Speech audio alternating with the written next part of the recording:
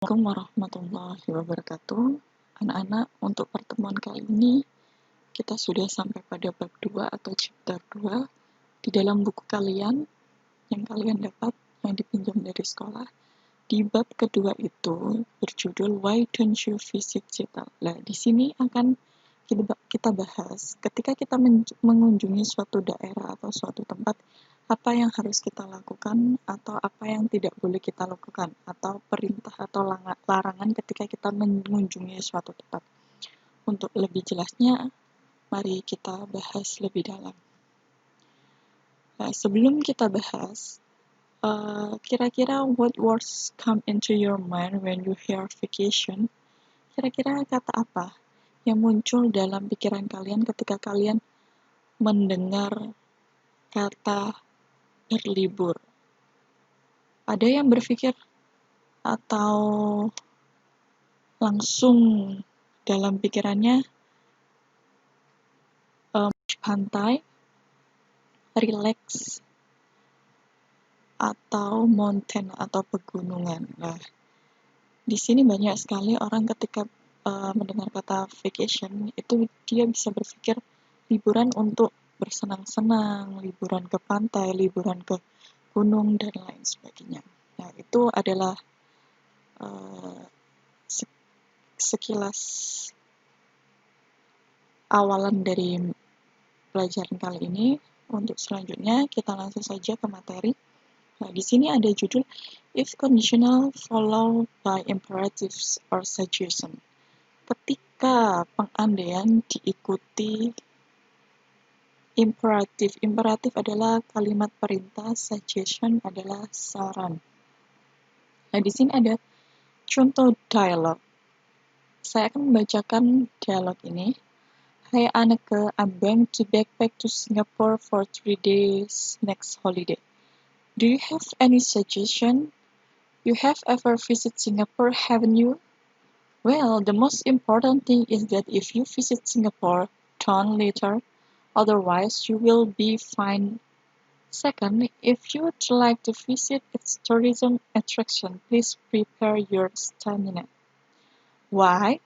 To reach those places, you have to walk for long distance for the train or bus station. I see. Anything else?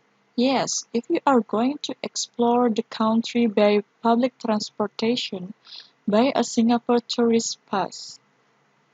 You can buy it at Changi Airport. If you want to buy ticket, board on buses and MRT, or even buy food, please stand in line. Queue has become Singapore's habit. What about taking the MRT?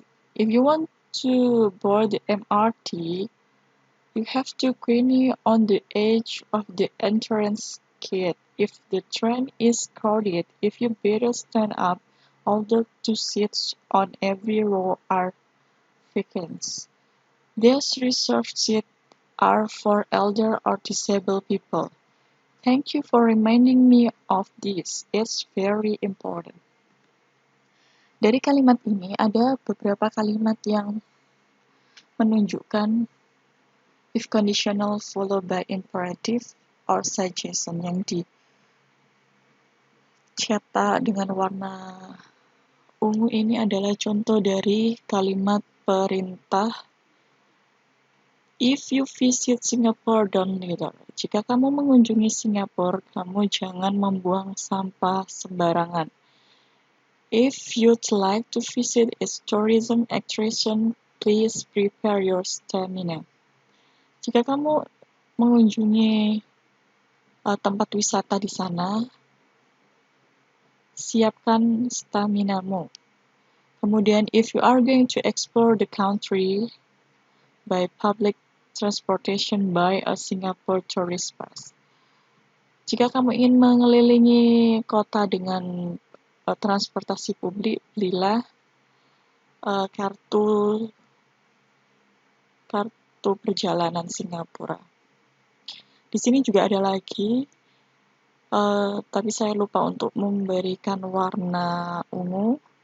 If you want to buy ticket, board or buses and MRT or even buy food, please stand in line. Jadi ketika kalian ingin membeli tiket, membeli makanan di sana, kalian harus stand in line. Berarti antri. Coin has become Singapore's habit. Antri adalah atau menjadi kebiasaan orang Singapura. Jadi kalau kalian di Indonesia kalian bisa menyerobot, kalau di sana kalian tidak boleh menyerobot karena kebiasaan orang Singapura adalah antri. Ini adalah beberapa contoh dari kalimat if conditionals followed by imperative or suggestion. Oke, lanjut. Pay attention to the following sentence. Di sini ada 3. Perhatikan kalimat di bawah ini. Yang pertama, if you visit Singapore, don't litter. And then, if you'd like to visit its tourism attraction, please prepare your stamina. And the third, if you are going to explore the country by public transportation, buy a Singapore tourist pass. Those sentences are used to order or give suggestion in conditional sentence. Nah, dari ketiga kalimat ini digunakan untuk memberikan saran pada kalimat keadaan atau pengandaian. Nah, di sini ada beberapa tujuan. Conditional sentence have different purpose. Ada beberapa tujuan. Yang pertama, bentuk. Pattern adalah bentuknya bisa diikuti. An imperative, perintah. If clause. Clause di sini adalah kalimat. Pertama bisa diikuti an imperative, kedua bisa diikuti saran, ketiga bisa diikuti kenyataan atau keadaan nyata, keempat bisa diikuti dengan pengingat, dan yang terakhir bisa diikuti dengan harapan atau impian. Untuk yang pertama contohnya, if you are going to explore the country by public transportation, buy a Singapore tourist pass. Nah, imperatif adalah perintah. Jadi, jika kamu ingin mengeksplor atau mengelilingi negara tersebut, belilah kartu pengunjung Singapura atau kartu wisata Singapura. Nah, di sini sudah dijelaskan. If you visit, you may not litter. Nah, ini adalah saran. Jika kamu mengunjungi Singapura, kamu tidak boleh membuang sampah sembarangan. Kemudian yang ketiga, diikuti dengan kenyataan umum atau keadaannya di sana. If you don't bring any beverage during your tour, you will be thirsty. Nah, kenyataan jika kamu tidak membawa minuman, if you don't bring any beverage, jika kamu tidak membawa minuman selama kamu berpergian, kamu akan haus. Thirsty di sini haus. Jadi kenyataannya atau fakta jika kamu tidak membawa minuman, kamu akan haus. Kemudian yang keempat, if you'd like to visit its tourism attraction, you must prepare your stamina.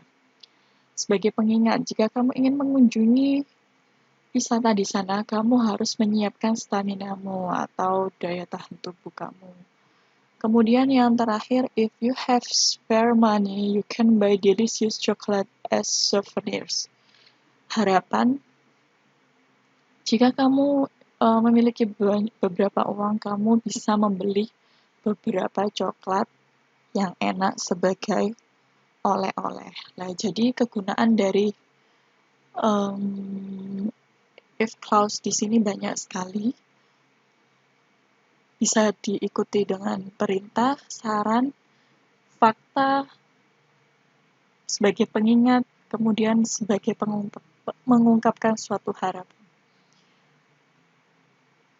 Oke, sekian penjelasan dari saya. Saya akhiri. Assalamualaikum warahmatullahi wabarakatuh.